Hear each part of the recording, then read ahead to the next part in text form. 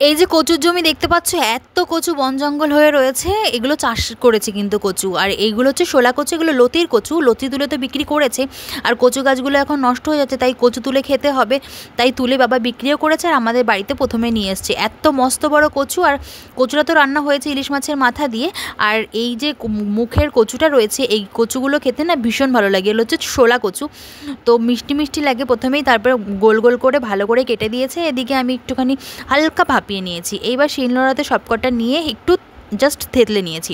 তারপরে এর মধ্যে অনেকটা কাঁচা লঙ্কা বাটা দিয়ে দিয়েছি, একটু ঝাল ঝাল হতে হবে, আর একটু সুজি দিয়ে দিয়েছি, আর একটু চালের গুঁড়ো দিয়ে দিয়েছি, তাতে একটু ক্রিস্পি হবে। এবার অনেকটা কালো জিরা দিয়ে ওর মধ্যে চিনি, লবণ আর হলুদ দিয়ে ভালো অল্প সামান্য জল দিয়ে আঠা আঠা করে মেখে নিয়েছি। এইবার তারপরে সাদা তেল গরম করে কড়াইতে এপিট ওপিট করে বেশ লাল লাল করে মুচমুচে করে ভেজে নিয়েছি। বিশ্বাস করো, ওই এত ভালো হয়েছে কচু ভাজাটা, খেতে দারুণ হয়েছে।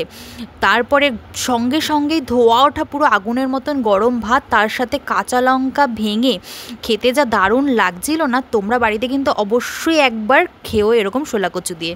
টাটা।